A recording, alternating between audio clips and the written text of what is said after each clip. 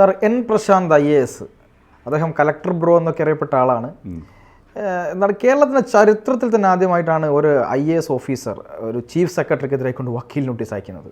അദ്ദേഹം രണ്ടും കൽപ്പിച്ചിറങ്ങിയിരിക്കുകയാണെന്നാണ് തോന്നുന്നത്. ഫേസ്ബുക്കിൽ നിരന്തരമായി പോസ്റ്റ് ഇടുന്നു. തനിക്കൊന്നും തന്നെ പേടിക്കാനില്ല എന്നൊക്കെ പറഞ്ഞിട്ടുണ്ട്. അദ്ദേഹം കഴിഞ്ഞ ദിവസം ശ്രീജിത്ത് പണിക്കരുമായിട്ട് ഒരു ഇൻ്റർവ്യൂ ഒരു ചാനലിൽ നടത്തിയിരുന്നു. ആ ചാനലിൽ ഇൻ്റർവ്യൂ നടത്തിയപ്പോൾ കുറേ കാര്യങ്ങളൊക്കെ അദ്ദേഹം പറയുകയുണ്ടായി. പക്ഷേ ഇപ്പോഴും ആളുകൾക്ക് കൃത്യമായിട്ടൊരു അറിയില്ല ഈ എന്താണ് ഇവരുടെ യഥാർത്ഥ പ്രശ്നം, എന്തിനു വേണ്ടിയിട്ടാണ് ഇങ്ങനെ തമ്മിൽ തല്ലുന്നത്, IAS ഉദ്യോഗസ്ഥർക്കിടയിലെ പോര്, ഇതൊക്കെ വലിയ ചർച്ചാ വിഷയമായിക്കൊണ്ടിരിക്കുകയാണ്. അപ്പോൾ സാറിന് അതിനെപ്പറ്റി കൂടുതൽ സംസാരിക്കാനുണ്ടെന്നാണ് ഞാൻ മനസ്സിലാക്കുന്നത്. എന്തൊക്കെയാണ് സാർ? അപ്പോൾ അതിനകത്ത് ഇപ്പോൾ ഈ പ്രശാന്തിൻ്റെ ഭാഗത്താണോ ന്യായം, അതല്ല ഇനി ജയ്തിലകിൻ്റെ ഭാഗത്താണോ ന്യായം എന്നൊക്കെ ഉള്ളത് വാസ്തവത്തിൽ ഇനി നമുക്ക് ഒരിക്കലും അതിൻ്റെ ഒരു നിഗമനത്തിലേക്ക് നമുക്ക് എത്താൻ കഴിയത്തില്ല. നമ്മുടെ മുമ്പിൽ അതിനുള്ള ഫാക്ട്സ് ഇല്ല. ഒരുപക്ഷെ ഇനി കോടതിയിലേക്ക് വരികയാണെങ്കിൽ കോടതി അത് നിശ്ചയിക്കുകയും ചെയ്യും. പക്ഷേ ഇവിടെ തെളിഞ്ഞ് വളരെ വ്യക്തമായിട്ട് കാണുന്ന ഒരു പിക്ചറുണ്ട്. ആ പിക്ചറിനെ ഓരോ മലയാളിയും കാണേണ്ടതാണ്.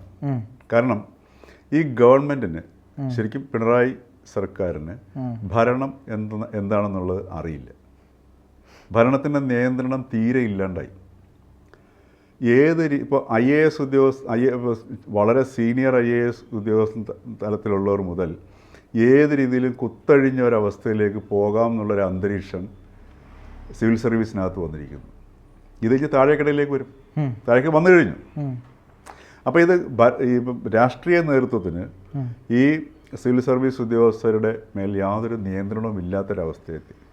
മാത്രവുമല്ല അവരുടെ എന്താ പറയുക താളത്തിനൊത്ത് തുള്ളുന്ന ഒരു സർക്കാരായിട്ട് മാറുന്ന ഒരു അവസ്ഥയും കാണുന്നുണ്ട്. ഇച്ഛാശക്തി ഇല്ലാത്തൊരു ഗവൺമെൻറ് എന്ന് തന്നെ പറയാം. ഇച്ഛാശക്തി ഇല്ലെന്നൊക്കെ പറഞ്ഞു കഴിഞ്ഞാൽ അത് വളരെ എന്താ പറയുക ഒരു വളരെ ഉദാരമായ പ്രയോഗമായി പോകും. മനസ്സിലായില്ലേ?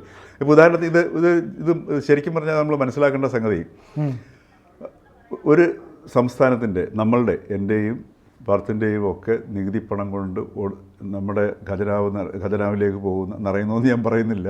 ഖജനാവിൽ നിന്ന് ശമ്പളം പറ്റുന്ന ഉദ്യോഗസ്ഥരാണ് ഇവരെല്ലാവരും, അല്ലേ? ഒരു വിജിലൻസിൻ്റെ ഡയറക്ടർ ഒരു ചീഫ് സെക്രട്ടറിയുടെ വീട്ടിലെ അഴിമതി ഉണ്ട്, അനധികൃത സ്വത്ത് സമ്പാദനം ഉണ്ടെന്ന് പറഞ്ഞ് റെയ്ഡ് നടത്തുന്നു. ആ ചീഫ് സെക്രട്ടറി വിജിലൻസ് ഡയറക്ടർക്കെതിരെ വേറൊരു അന്വേഷണം കൊണ്ടുവരുന്നു. അദ്ദേഹം നേരത്തെ ഒരു വകുപ്പിൻ്റെ ഹാർബർ വകുപ്പിലാണെന്ന് തോന്നുന്നു, ഡോക്ടർ ജേക്കബ് തോമസ് വിജിലൻസ് ഡയറക്ടറായിട്ടിരിക്കുമ്പോഴാണ് ഡോക്ടർ KM എബ്രഹാമിൻ്റെ വീട്ടിൽ റെയ്ഡ് നടത്തുന്നത്. ഇതൊക്കെ കേട്ടുകേൾവിയില്ലാത്ത സംഭവങ്ങളാണ്. രണ്ടുപേരും സർവീസിലിരിക്കുന്നു. ഇതിലാരുടെ ഭാഗമാണ് ശരി? ഇപ്പോൾ ഡോക്ടർ എബ്രഹാം ചീഫ് സെക്രട്ടറിയാണ് ആയിരുന്നു. അപ്പോൾ അങ്ങനെ സീനിയറായിട്ടുള്ളൊരു വ്യക്തി കണ്ടെത്തിയിട്ട് പറയുകയാണ് ഇങ്ങനെ ഒരു ഉദ്യോഗസ്ഥൻ ഈ വകുപ്പിലിരുന്ന സമയത്ത് ഒരു ടെൻഡർ കൈകാര്യം ചെയ്തതിൽ തിരിമറി നടത്തി. ആ കേസ് ഇപ്പോൾ സുപ്രീം കോടതിയുടെ മുമ്പിൽ നിൽക്കുകയാണ് ചെയ്തത് ഡോക്ടർ ജേക്കബ് തോമസിൻ്റെ. ഡോക്ടർ KM എബ്രഹാമിൻ്റെ വീട്ടിൽ റെയ്ഡ് നടത്തി എന്തിൻ്റെ പേരിലാണ്, എന്താണ് എൻ്റെ കണ്ടെത്തൽ, എന്താണ് അതിൻ്റെ ഫലം അറിയില്ല. അതേപോലെ തന്നെ വിജിലൻസ് ഡയറക്ടറായിരുന്ന സമയത്ത് മറ്റൊരു ചീഫ് സെക്രട്ടറിയുടെ വീട്ടിൽ കൊച്ചിയിൽ അദ്ദേഹം റെയ്ഡ് നടത്തിയിട്ടുണ്ട്, TM ജോസിനെ കുറിച്ച് ഒരുപാട് അഴിമതി ആരോപണങ്ങൾ ഉയർന്നു കേട്ടു. ഇതൊക്കെ സർവീസിലിരിക്കുമ്പോഴുള്ള കാര്യങ്ങളാണ്. ഇതൊക്കെ പോട്ടെ, സെക്രട്ടേറിയറ്റിൻ്റെ CM ഇരിക്കുന്ന അദ്ദേഹത്തിൻ്റെ ഓഫീസിൽ നിന്ന് ഏതാണ്ടൊരു 500-600 മീറ്റർ ഇപ്പുറത്ത് മാറിയിട്ടാണ് രാത്രിയിൽ ശ്രീരാം വെങ്കിട്ടരാമൻ ഡ്രൈവ് ചെയ്ത കാറിടിച്ച് ബഷീർ എന്ന് പറയുന്ന പത്രപ്രവർത്തകൻ മരിക്കുന്നത്. ആ ആക്സിഡൻ്റ് ഉണ്ടായ സമയം മുതൽ ഈ നിമിഷം വരെ പോട്ടെ, അതിനുശേഷം ഒരു 10 മണിക്കൂർ അല്ലെ 24 മണിക്കൂർ എടുത്ത് നോക്കുക. 24 മണിക്കൂറുകൾക്കകം നടന്ന ആ ക്രൈം, ഏതൊക്കെ ക്രൈമാണെന്ന് ആലോചിച്ച് നോക്കുക.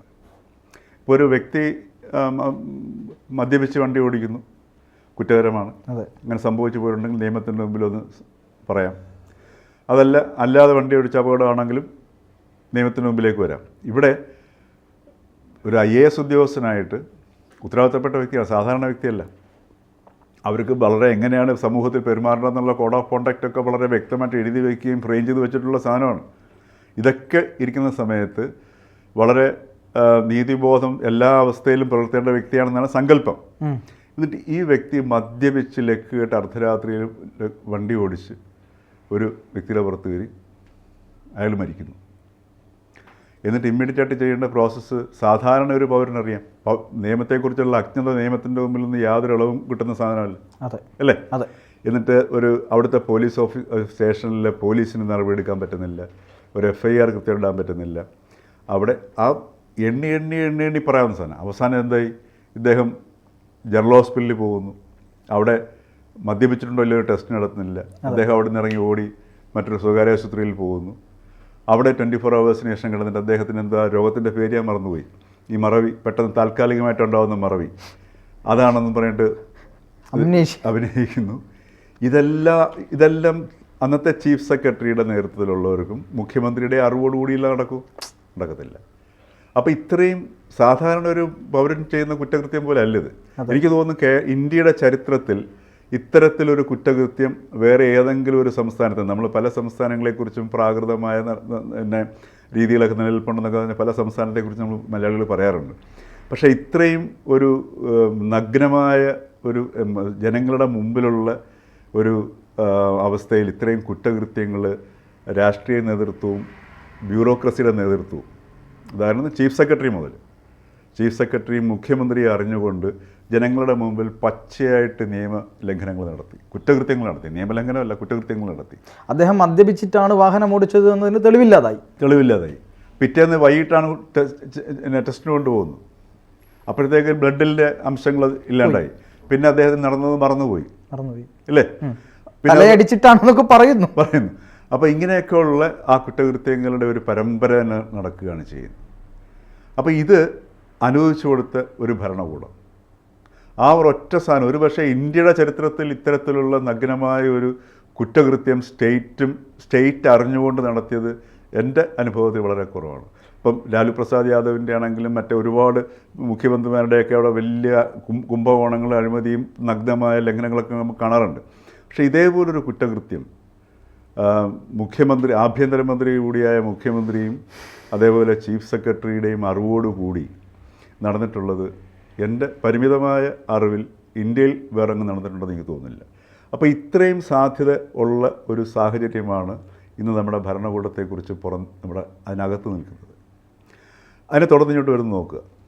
അപ്പോൾ വെച്ച് നോക്കുന്ന സമയത്ത് ഇപ്പം ഗോപാലകൃഷ്ണൻ IASൻ്റെ മറ്റേ വാട്സപ്പ് ഗ്രൂപ്പ് അല്ലേ, ഹിന്ദു മുസ്ലിം വാട്സപ്പ് ഗ്രൂപ്പ്, ഇതൊക്കെ നിസ്സാരമായ സംഗതികളല്ലേ അല്ലേ, വളരെ നിസ്സാരമായ, ഇത് കുറ്റകൃത്യം എന്ന് പറയാൻ പറ്റുന്ന അവസ്ഥ അദ്ദേഹത്തിന് പോസ്റ്റൊന്നും ഇട്ടില്ല അല്ലേ.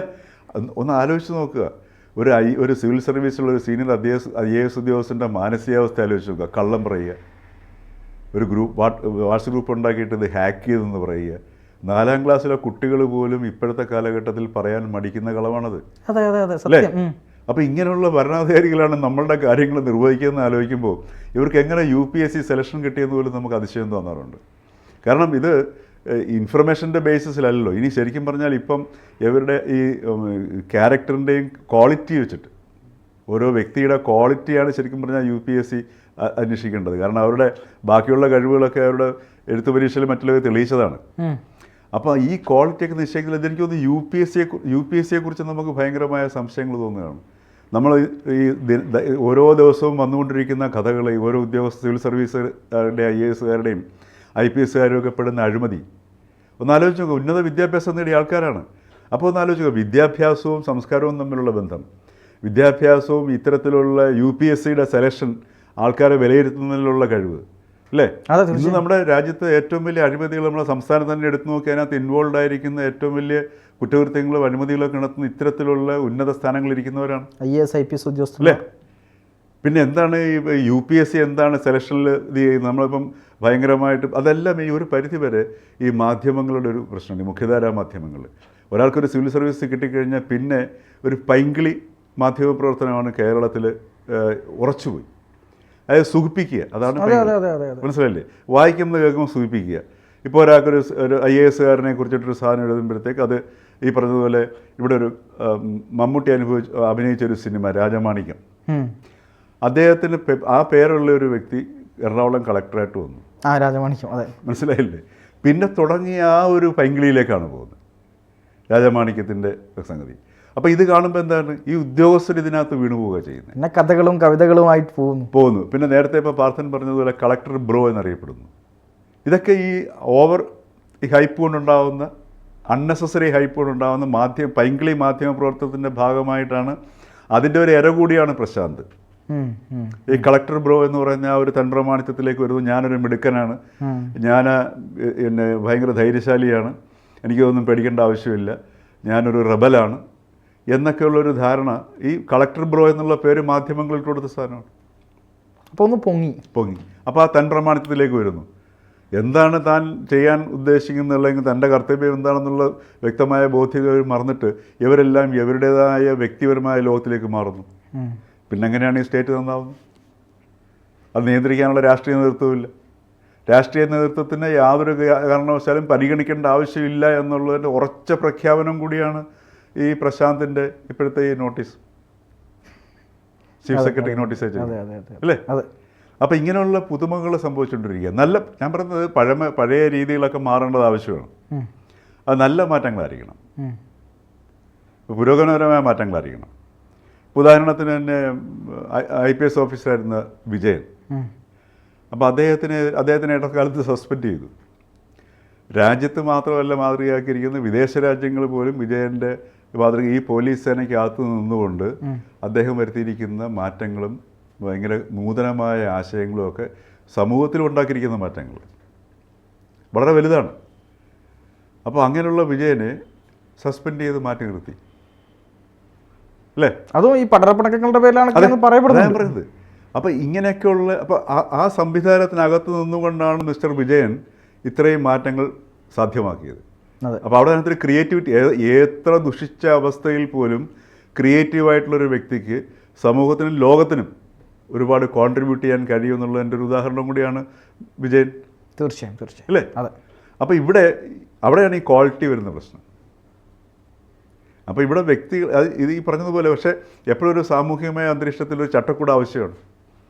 അപ്പോൾ ആ ചട്ടക്കൂട് ദുർബലമാകുമ്പോഴത്തേക്ക് സ്വാഭാവികമായിട്ട് അതിനകത്തുള്ളതൊക്കെ ചെതറിപ്പോവും. ആ ചെതറക്കമാണ് ഇപ്പോൾ നമ്മളിപ്പോൾ ഇവിടെ പിന്നെ പ്രശാന്ത് IAS ചീഫ് സെക്രട്ടറിക്ക് നോട്ടീസ് അയച്ചിലൂടെ കാണുന്നത് അല്ലേ? അതെ. ഇപ്പോൾ ഉദാഹരണത്തിന് ഇപ്പോഴത്തെ നമ്മുടെ ശാരദാ മുരളീധരൻ ഒന്ന് ആലോചിച്ച് നോക്കിയാൽ മതി. ശ്രീറാം വെങ്കിട്ടരാമൻ നടത്തിയ കുറ്റകൃത്യങ്ങൾ, നിയമലംഘനം, ആ നിയമലംഘനവും ജയതിലകും പ്രശാന്തും തമ്മിലുള്ള ആ പടലപ്പിണക്കവും ഇതിൽ താരതമ്യമുണ്ടോ?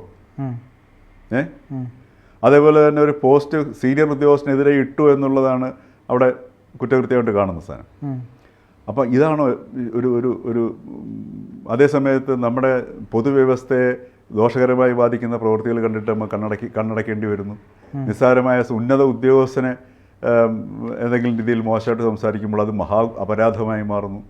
അപ്പോൾ ഇങ്ങനെ ഒരു വ്യവസ്ഥയില്ലാത്ത അവസ്ഥയിലേക്ക് നമ്മുടെ സിവിൽ സർവീസും നമ്മുടെ ഭരണകൂടവും മാറി എന്നുള്ളതിൻ്റെ ഒരു വ്യക്തമായൊരു ഉദാഹരണമാണ് ഈ സംഭവം എന്ന് പറയുന്നത്. തീർച്ചയായും. അപ്പോൾ ഞാൻ മനസ്സിലാക്കുന്നത് ഈ ക്വാളിറ്റിയും ഉന്നത വിദ്യാഭ്യാസവും ഒക്കെ തമ്മിൽ വളരെയേറെ വ്യത്യാസമുണ്ട് എന്നുള്ളത് കൂടിയാണ് നമ്മളിതിലൂടെ മനസ്സിലാക്കേണ്ടത്. എന്തായാലും ഇത്രയും ഉന്നത സ്ഥാനത്തിരിക്കുന്ന ആളുകൾ ഇങ്ങനെയൊക്കെ കാണിക്കുമ്പോൾ പൊതുജനങ്ങൾക്ക് തന്നെ എന്താണ് നടക്കുന്നത് എന്ന് പിടുത്തം കിട്ടാത്തൊരവസ്ഥയിലേക്ക് കാര്യങ്ങളൊക്കെ പോവുകയാണ്. എന്തായാലും ഈ പറഞ്ഞതുപോലെ ഇവരൊക്കെ നന്നായാൽ മാത്രമാണ് നാട് നന്നാവുകയുള്ളൂ. നാടിനെ നയിക്കേണ്ട ആളുകളാണ്. അവരവരെ സ്വയം ബോധ്യത്തിൽ താൻ എന്താണ് ചെയ്യുന്നത് എന്നുള്ള ബോധ്യം അവർക്കുണ്ടാകട്ടെ എന്ന് മാത്രമേ പറയാൻ കഴിയൂ. ഒരു കൂട്ടിച്ചക്കലുണ്ട്, നമ്മളും കൂടെ നന്നാവണം.